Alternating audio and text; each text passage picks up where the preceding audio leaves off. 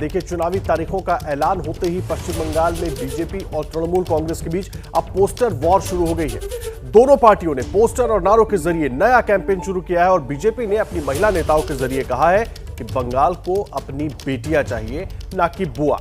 जबकि तृणमूल कांग्रेस ने ममता बनर्जी की फोटो के साथ नारा दिया है, बंगाल केवल अपनी बेटी चाहता है। बीजेपी इस पोस्टर के जरिए ममता बनर्जी और उनके भतीजे अभिषेक बनर्जी की घेराबंदी की कोशिश कर रही है। इसलिए लिखा है कि बंगाल को बुआ नहीं चाहिए। टीएमसी ने बेटी कार्ड खेला है। एक तरीके से कहा जाए तो टीएमसी की तरफ से एक इमोशनल कार्ड खेला गया है, क्योंकि ममता बनर्जी खुद बंगाल की हैं और 2 बार से मुख्यमंत्री हैं और लगातार पश्चिम बंगाल में राजनीति उनकी चलती रही है। अब उनको बंगाल की बेटी के तौर पर टीएमसी प्रोजेक्ट कर रही है। इमोशनल कार्ड खेला जा रहा है ताकि घर घर में वो जो एक्सेप्टेंस है ममता बनर्जी की वो बनी रहे और एक बार फिर ममता बनर्जी मुख्यमंत्री बने। लेकिन बीजेपी भी लगातार पोस्टर वॉर के जरिए टीएमसी के तमाम नारों और पोस्टरों पर वार कर रही है। अब तृणमूल कांग्रेस ने जब ममता बनर्जी की फोटो के साथ नारा दिया, बंगाल केवल अपनी बेटी को चाहता है, तो बीजेपी इस पोस्टर के जरिए ममता बनर्जी और उनके भतीजे अभिषेक बनर्जी की घेराबंदी की कोशिश में लग गई है। इसीलिए बीजेपी की तरफ से अब कहा गया है कि बंगाल को बुआ नहीं चाहिए, बंगाल को बेटी चाहिए।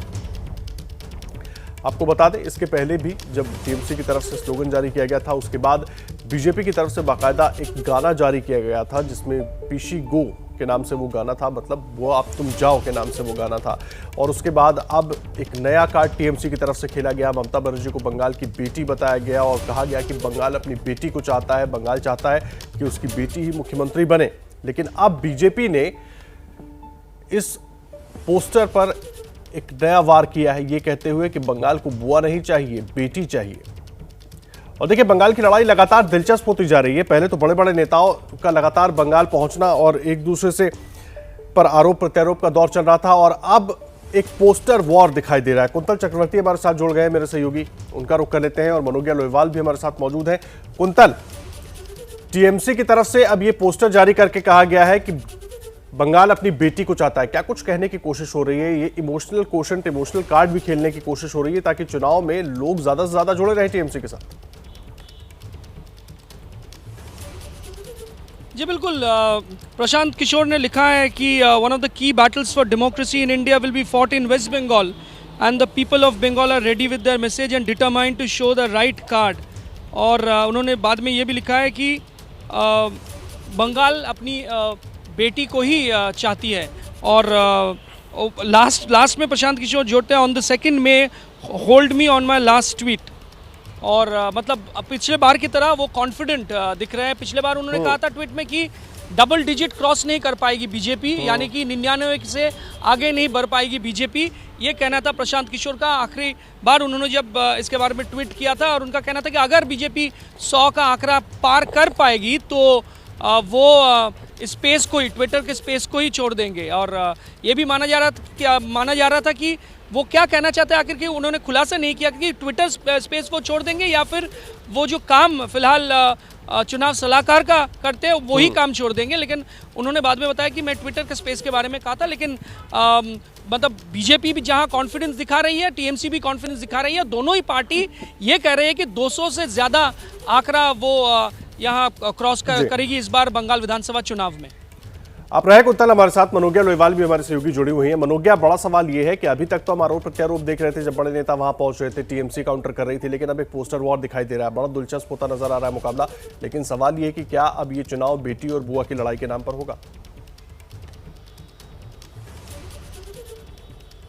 बड़ी दिलचस्प लड़ाई है ये, जहां एक और अभी तक शब्दों में लड़ाई लड़ी जा रही थी, अब तस्वीरों में लड़ी जा रही है। और तस्वीर पर पूरे बंगाल और कोलकाता में अगर किसी की तस्वीर दिख रही है तो मुख्यमंत्री ममता बनर्जी की।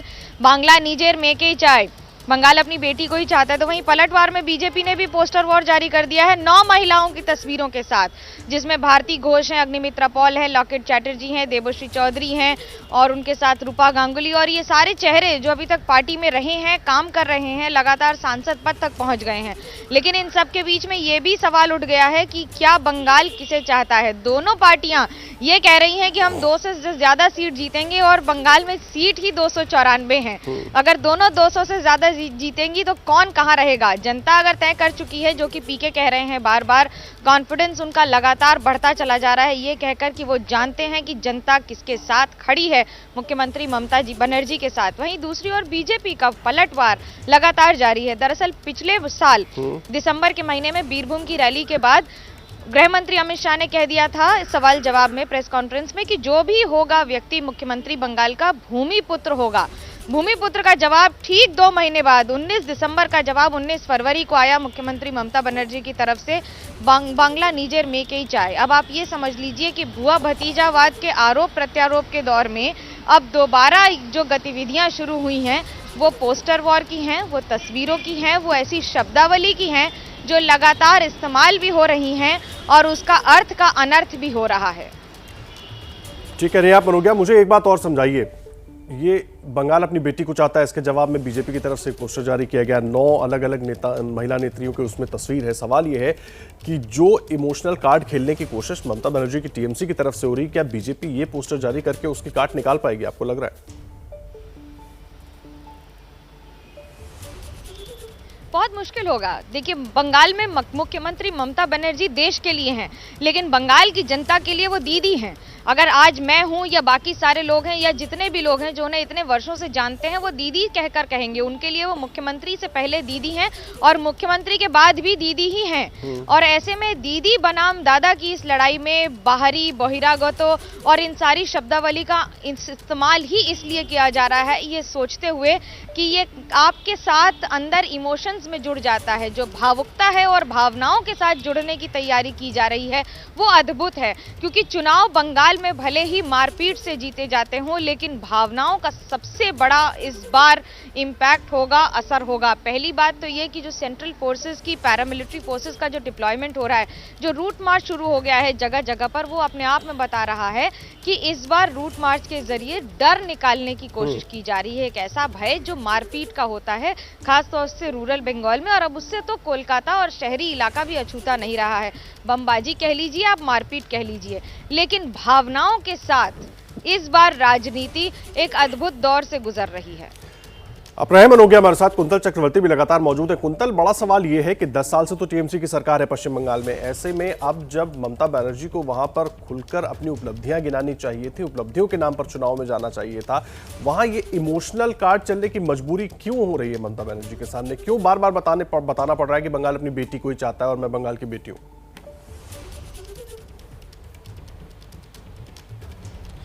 क्योंकि ऐसा है कि यहाँ ममता बनर्जी के नाम में वोट होता है। ऐसा नहीं कि तृणमूल कांग्रेस की जो टीम आप अगर दोनों टीमों की कॉम्पोजिशन देखें तो एक तरफ बड़े बड़े नेता है, एक तरफ अमित शाह है, नरेंद्र मोदी है, जेपी नड्डा है, बीजेपी के बड़े बड़े नाम हैं जो बंगाल में आ रहे हैं, लगातार रैलियां कर रहे हैं, रोड शो कर रहे हैं, लगातार चुनावी प्रचार में शामिल हो रहे हैं। और दूसरी तरफ अब टीम देखिए, दूसरी तरफ तृणमूल कांग्रेस है, जहां ममता बनर्जी और उनके नीचे जो है बंगाल में जो कहा जाता है कि एक ही पोस्ट है बाकी लैम्प पोस्ट, तो सच है। तो इसीलिए ममता बनर्जी को पता है अगर चुनाव उनको जीतना है तो उन्हीं के नाम पर जीतना है, तो इसीलिए ये कार्ड आखिरी मोमेंट पर उनको खेलना फिर से पड़ रहा है, क्योंकि लोगों के अगर जहन में वो लाइंस चला गया तो वोट उनके नाम हो सकता है। इसीलिए वजह ये, एक तरफ बहुत ही स्ट्रांग टीम है और एक तरफ ममता बनर्जी की टीम जहां वो ही स्टार है, उनके हाथ में चुनावी प्रचार है, उनके हाथ में गवर्नमेंट है, सब कुछ है, और दूसरी तरफ इतना एक स्ट्रॉन्ग टीम के साथ उनको खेलना पड़ा है। वजह यही होगा कि इसीलिए उनको इस तरह के इमोशनल लाइंस आखिर में इंट्रोड्यूस करना पड़ रहा है। न पाबंदी हो न कोई हद हो तो बस खुद बनाई सरहद हो। ये मुहिम है परतों में छिपे हर सच की तलाश की, सियासत पर रखी पैनी नजर और आंख की, खबरों की दुनिया में एक जिम्मेदार आवाज की, जुर्म और जुल्म के खिलाफ हर बेबस के लिए इंसाफ की। जब कोई हद नहीं इंसानियत के लिए जज्बात की, जब कोई हद नहीं खुशियों और ख्वाब की, तब कोई हद क्यों हो नए नजरिए और बदलाव की। तोड़ के हदों के ताले नए सपनों को पाले, बांधे सबको एक धागे, आपको रखे आगे। ABP news.